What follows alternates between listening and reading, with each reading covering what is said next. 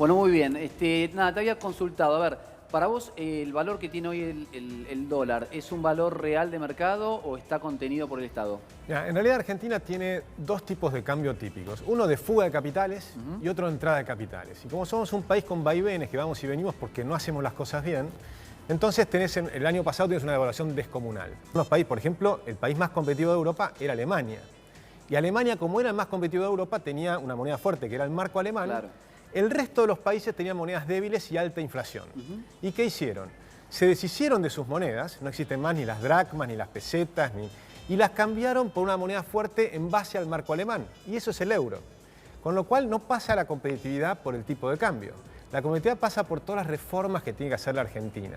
Y eso es lo que para mí me parece que es importante. Hoy estamos viviendo un plan temporario electoral. Pero esa era la pregunta, porque básicamente acá en este país lo que sucede con el dólar impacta automáticamente con toda la cadena de precios, que es lo que nos preocupa, ¿no? Sí, además estamos hablando de un aumento del combustible en esta semana, con un dólar que bajó, pero los productos que cada uno consumimos no En realidad bajan. el dólar no es lo que baja, lo que ocurre es que nuestro peso lo falsifican los políticos, emitiendo moneda. Sí. El Banco Central es un instituto que se dedica a robar los salarios de los trabajadores emitiendo dinero. Entonces, del año 1935 que se crea el Banco Central, su principal función es robar a los pobres. Eso es lo que hace el Banco Central. ¿Y lo saben quién los defendían? La izquierda, Juan B. Justo, Enrique Dickmann, decía no haya Banco Central, porque si crean un Banco Central, le van a robar el salario al trabajador. Con lo cual decían, debemos tener una moneda fuerte. La moneda fuerte es para asegurar los salarios, para que de un año al otro no te puedan perder 15%, 12% o la cifra que quieras. Con lo cual yo creo que hay que tener una moneda fuerte, como es el euro, como es el dólar, como es el yuan. Sí. A ver, déjame sumarlo a Tito desde el análisis político. ¿Cómo estás? Primero, te vuelvo a saludar. A ver, ¿vos creés que en condiciones donde el dólar está con una volatilidad incontrolable, el gobierno tendría menos chances de ser reelecto? Es complejo separar. En ciencias sociales hay una multiplicidad de factores y lo que tiene que ver hoy con el dólar está relacionado con un esfuerzo que está haciendo el gobierno. Es evidente que hay un esfuerzo electoralista por controlarlo y esto tiene que ver probablemente también con un acuerdo con ciertos sectores que en algún momento también se soltaron y le soltaron la mano al dólar para tener una devaluación impresionante. Si vos comparás con el dólar de hace un año y meses, hay una duplicación prácticamente en el dólar, que esa fue la corrida cambiaria de abril que bajó notablemente los indicadores del gobierno. Ahora, cuando vos ves esta situación, genera una especie de, yo no te diría ni veranito, es una especie de primavera que ha determinado que en un segmento, porque la Argentina tiene dos segmentos muy claros desde el punto de vista electoral, lo que podríamos llamar el núcleo duro del votante Cambiemos, ese núcleo duro que han logrado construir a partir del año 2015, con ellos han logrado tener y ganar incluso las elecciones de 2017. Por otro lado hay un núcleo duro opositor, es mucho más amplio el núcleo duro opositor que el núcleo duro oficialista. Lo que pasa que, bueno, se generó una unidad en el peronismo que ha dado una fórmula mucho más competitiva de lo que podía ser el peronismo separado. En ese sentido, si vos mirás hoy los indicadores económicos con este dólar, que no es barato, es un dólar de 43 pesos. Ya muchos dicen que es un dólar retrasado, según la inflación, ¿no? Por supuesto, depende cómo lo mires. Claro. Si vos ganás en pesos y tenés que comprar dólares, tu capacidad de comprar dólares ganando en pesos en la Argentina es mucho menor a la de 2 años atrás o 3 años atrás. Ahora, para quienes facturan pensando en dólares, obviamente estaban esperando para esta época un dólar más cercano a los 48 pesos que a los 43 pesos. Claro, de hecho, grandes los exportadores, hay muchos están pisados. Por supuesto, y van pisando porque están especulando con 3, 4 pesos más, que no es un tema menor. Ahora, ¿vos creés que después de las PASO, dependiendo cuál sea el resultado, el dólar puede tener una reacción distinta? Mirá, desde el punto de vista estructural, esto no va a cambiar porque, a ver, ¿qué fue lo que cambió en estos últimos 20 días?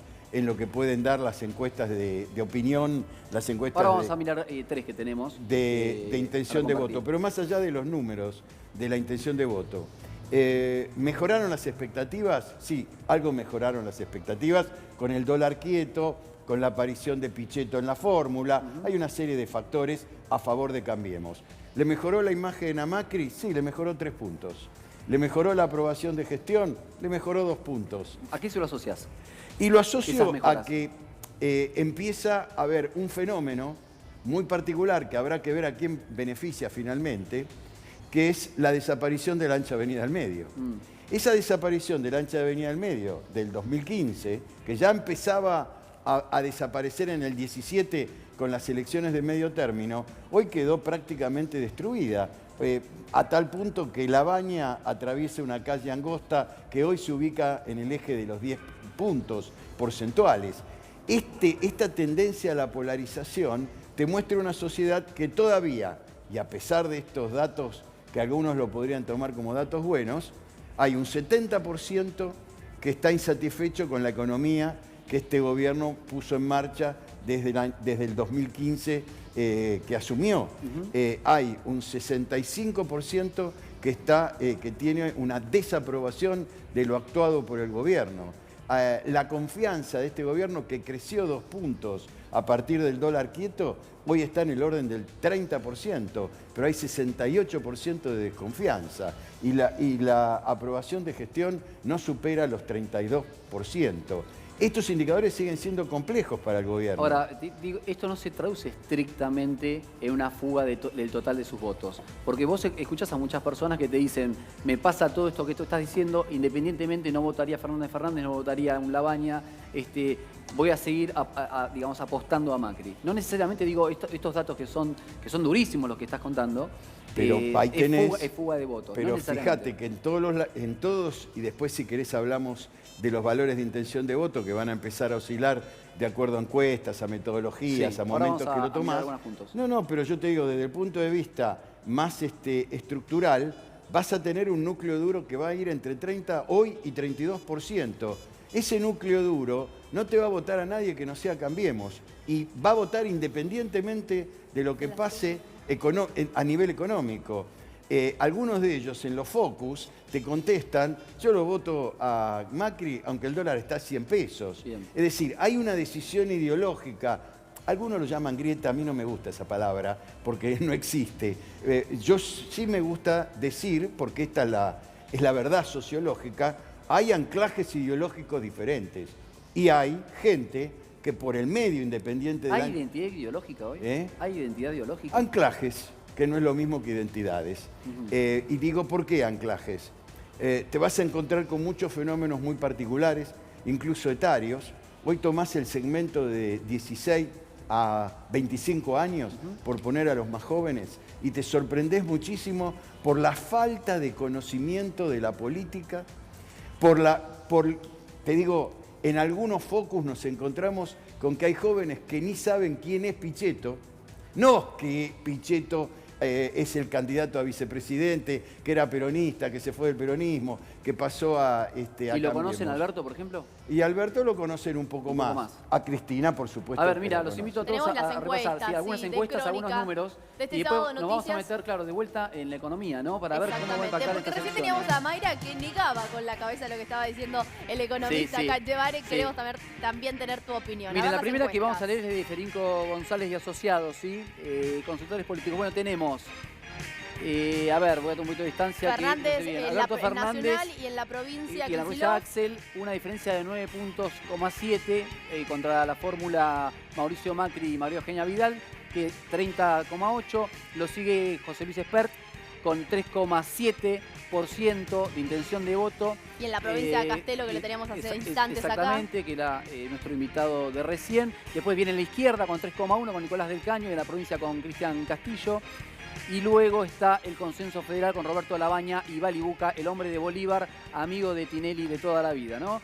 Esto es en términos nacionales. Continuamos con la fórmula de Santiago Cunio, que es boleta corta, no tiene candidato a presidente, y el resto de los candidatos que, bueno, prácticamente están sin medir. Vamos a la próxima, a ver. Acá, a nivel nacional, Fernández, Macri, Estos ya son las Pichetto, fórmulas, la diferencia es de 14,3%. Después en Consenso Federal, Roberto Urtubey y Lavagna, 44,9%. En UNITE, José Espert y Rosales, 4,8%. Y Nicolás del Caño y Del Pla, 4,2%. La diferencia. Bueno, en un ratito vamos a estar repasando otras dos encuestas. Ahora, el marco económico de vistas de acá a octubre, ¿no? Con, digamos, con lo que la inflación que estamos teniendo, los datos que estamos teniendo de desocupación, de caída de la industria y demás. ¿Cuál es la expectativa económica para octubre justamente? Creo que lo que se juega en octubre, más que lo que está pasando o lo que puede llegar a pasar, es la expectativa a futuro después de octubre. Creo que lo que está, esta polarización tan grande lo que marca son dos líneas. Y en este sentido discrepo con el colega. Me parece que, no sé, por ejemplo, Estados Unidos tiene una moneda muy fuerte. Hace 10 años que viene emitiendo a lo loco. Sí. Tiene déficit fiscal, tiene déficit de cuenta corriente, esto es, le compra al mundo más de lo que le vende. Lo mismo sucede, Japón es un país que tiene una deuda inmensa. La incorporación de los países al euro no hizo que mejoren su competitividad, porque de hecho siguen teniendo muchísimo déficit con Alemania, Grecia, España, y eso fue parte del problema de la crisis, y lo que hicieron fue tomar deuda para solucionarlo hasta que un día se cortó. Entonces creo que lo que diferencia a los países que logran tener una economía estable y buena es que tienen una matriz de desarrollo productivo que agrega mucho valor. Tienen industria, tienen valor agregado, tienen tecnología, tienen software. Y eso se hace a partir cosas. Y bueno, fíjate Estados Unidos cómo a partir de su, por ejemplo, industria militar, ha desarrollado hoy que vos, el iPhone, todo lo bueno que tiene, salvo el diseño, qué sé yo, el Siri, la pantalla touch, la propia Internet, todo es desarrollo que se hizo en términos estatales. En el caso de Estados Unidos, muy orientado a defensa y también farma. En el caso de Corea, por ejemplo, con una asociación público-privada muy buena, con productores privados en el acero y públicos en el acero, privados en tecnología. Noruega, 5 de las 7 empresas más grandes de la bolsa son estatales.